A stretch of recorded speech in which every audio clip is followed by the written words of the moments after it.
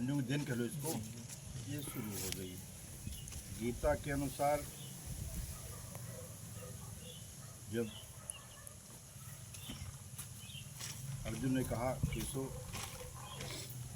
हमारे रथ को दोनों सेनाओं के मध्य में ले चलो, हम देखें किन किन से मुझे युद्ध करना है। जैसे दोनों सेनाओं के मध्य में रथ को खड़ा किया, अर्जुन ने देखा तो चारों तरफ उसका पूरा परिवार सगे संबंधी नजर आ रहे थे। मैं केशव में युद्ध नहीं करूँगा। क्यों क्यों युद्ध नहीं करोगे? बोले स्वजनों को मार करके मुझे अगर स्वर्ग मिल जाए तो मुझे नहीं चाहिए। जो सुना था उसने, बहुत सारे तर्क दिए उसने, यदि मैं युद्ध करूंगा शंकरो नरकायो कुलघ्नानाम कुलस्य पतंत पितरो ही साम लुप्त पिंडोदक क्रिया। अगर हम युद्ध करेंगे तो पितर लोग गिर जाएंगे, पिंडोदक क्रिया लुप्त हो जाएगी, बड़शंकर हो जाएगा, हम कुलघाती कहलाएंगे। तमाम उदाहरण दिया उसने।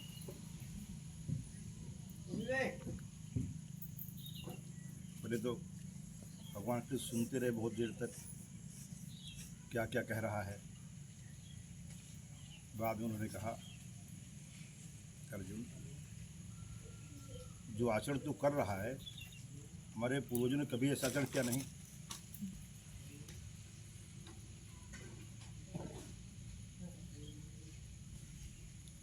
ये अनार्यों का आचरण है। आर्य कहते हैं जो एक ईश्वर का उपासक, उनका इसका नाम है आर्य। और जो तमाम देवी देवता भूत भवानी इंद्रपिंड में फंसे हैं वो सब अनार्य में आते हैं।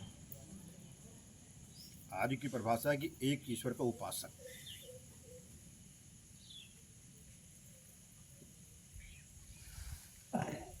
भगवान ने कहा अर्जुन से, अर्जुन कुतस्ता कस्मिन् विस्मय समुपस्थितम अनार्युष्टम अकृत्रिम असुर्गम कृत अर्जुन। अनार्युष्टम ये अनार्यों का आचरण है। हमारे पूर्वजों ने कभी ऐसा आचरण नहीं किया।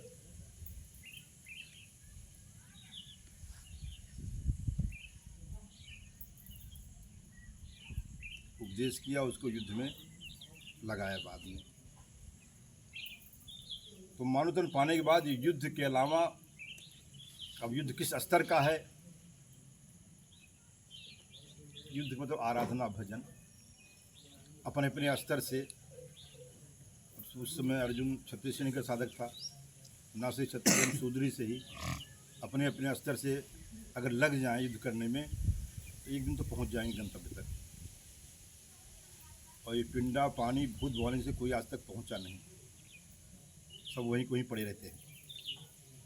हमारे स्कंद पुराण में आया है, स्कंद पुराण में श्रीमद् वो आता है, सत्यनारायण स्वामी कथा आती है, उसी के आगे पीछे कहीं श्लोक है ये कि भ्रमंत पितरो नर के कृतंत चा मुहुर्मुह यद वंश से वैष्णो जाता सा में तरता भविष्य। ये सुन करके कि हमारे घर में कोई एक भगवत भक्त पैदा हो गया है, उसके पितर लोग नरक में जो पैदा निकल के डांस करना शुरू कर देते हैं, प्रसन्न हो जाते हैं। और पद्म पुराण भी ऐसे कह रहा है, ये तावत भ्रमत पितरा संसारे पिंडत्रा यद कुलिस्ता किस भक्ति युक्त न जाए थे। जिसके कुल में कोई एक ईश्वर का उपासक, कृष्ण भक्त गीतोपासक अगर पैदा नहीं होता तो पितर लोग उसमें पड़े त्राहिमाम करते रहते हैं। एक कथानक है, एक समय की बात है, एक बहुत बड़े सम्राट थे जिनका नाम था महाराजा कुवास। बहुत विशाल साम्राज्य के मालिक थे वो। पूरे जीवन भर उन्होंने समाज के कल्याण के लिए जो भी समाज में कुरीति फैली थी उसके उत्थान के लिए, जैसे आज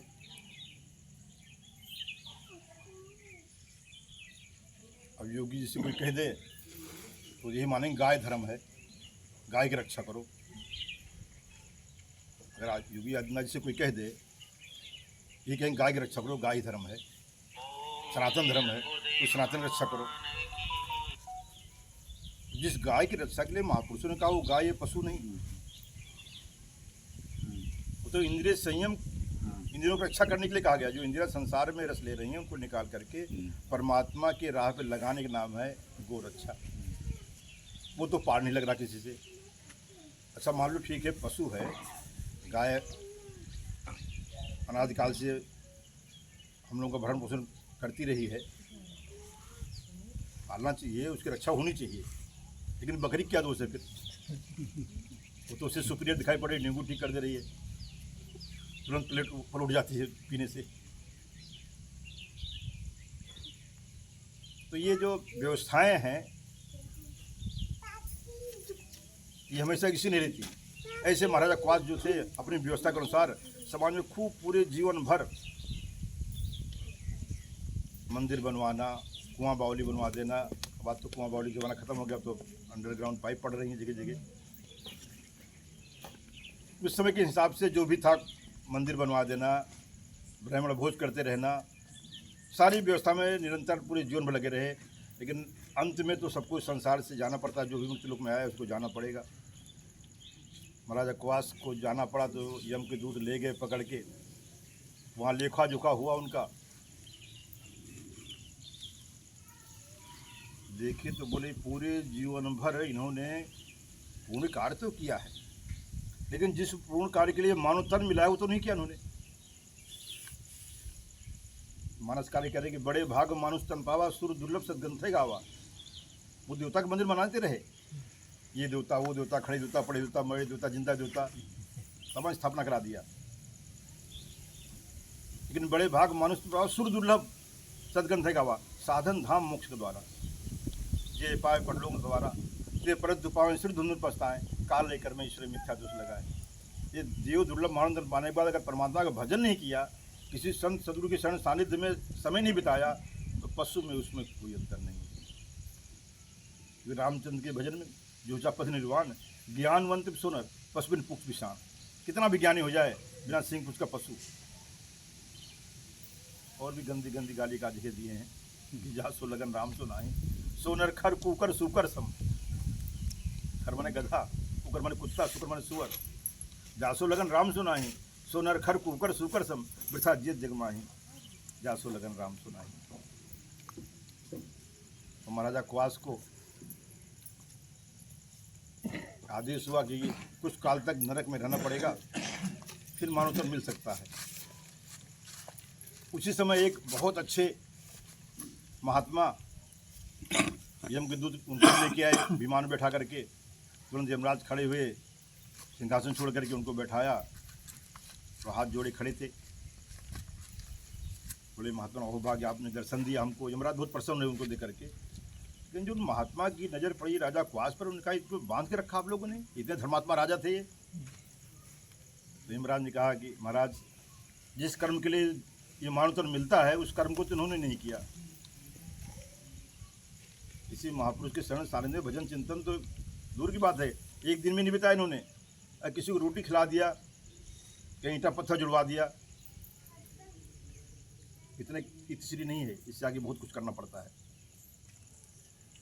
जब तक स्वयं अपने मन वाणी से उस परमात्मा का नाम हम नहीं लेते, कुछ भी कर डालो सब झूठा है। उमा कहूँ मैं अनुभव अपना, सत्य हर भजन जगत सब सपना। हर क्या भजन ही सत्य है, बाकी सब झूठा है। तो इन्होंने सपूर्णोत कार्य तो किया है, लेकिन सत्य से बहुत दूर रहे। उन महात्मा ने कहा कि हमारे कहने से एक मौका इनको और दिया जाए। ठीक बोले यमराज, बोले ठीक है महाराज, जो आप ही कह रहे हो, तो आपकी बात को कौन हटा सकता है।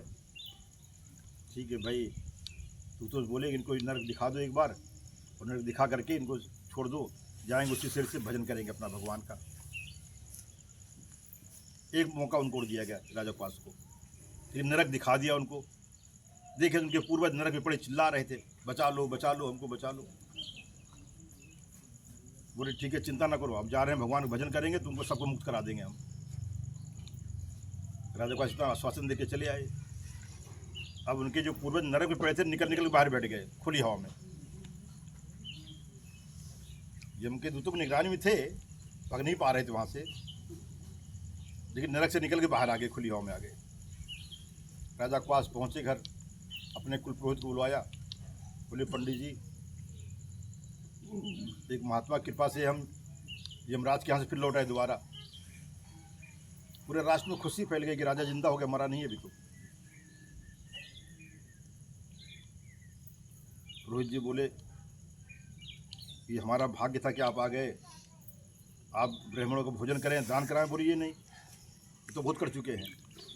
कोई ऐसा संत बताओ जिसके माध्यम से उस परमात्मा का नाम लिया जा सके।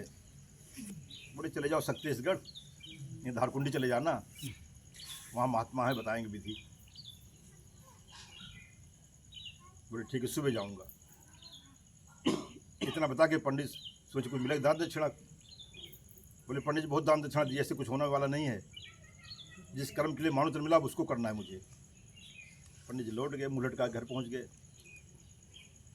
जब पंडितानी ने देखा कि आप दुखी क्यों हैं, बोले दुखी क्यों ना हो, राजा मर गया था तो ठीक था, कोई बात नहीं, अब फिर जिंदा हो गया, अब जिंदा हो गया तो उल्टा बोलने लगा। अब तो वे कह रहा कि भजन करूँगा भगवान का, अब पंडितों को दक्षिणा नहीं दूंगा मैं। बहुत दिन दक्षिणा दे लिया। बोले तुम उल्लू को उल्लू रहोगे। हर घरवाली उल्लू समझती है, अपने पति को नहीं समझती, समझती है शायद। कोई भी ऐसी पत्नी संसार में नहीं हुई है, चाहे वो शंकर जी की रही हो पार्वती, चाहे राम की सीता, चाहे राधा की भगवान कृष्ण की रुक्मणी हो, सद्भामा जामवंती रही हो, सब उल्लू समझती रही हमेशा। ये प्रकृति का नियम है।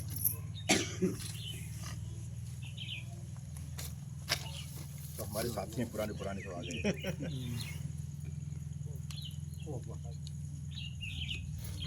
रस के सोचना पहुंच रही है धीरे धीरे। तो महाराजा क्वास पंडित जी को पंडितानी ने कहा तुम उल्लू गुल्लू रहोगे, राजा साहब भजन कर जाने, रानी तो नहीं जा रही हैं। बोले राजा जाएंगे तो रानी भी जाएगी पीछे पीछे, उसमें हम क्या कर सकते हैं। बोले अभी सब कुछ हो सकता है, तुम इधर जाके रानी से कह देना कि कल से तुम्हारा राजपाट सब चौपट होने वाला है, बस और कुछ नहीं बोलना आपको ज़्यादा। बोले ठीक है। पंडित जी पहुँच गए रानी साहब के महल के अंदर पीछे वाले रास्ते से। रानी साहब ने कहा कि पंडित जी आप बाहर बाहर चले जाते थे, बहुत दिन बाद दर्शन दिए हो, जरा देखो हमारी साहित्य नक्षत्र कैसे क्या चल रहा है। पानी दो थोड़ा सा, एक खाएं तो भाई, और भाई पानी रह जाए। थोड़ा मेज आगे कर दे बेटा, आगे सर दूसरा पानी दे, दूसरा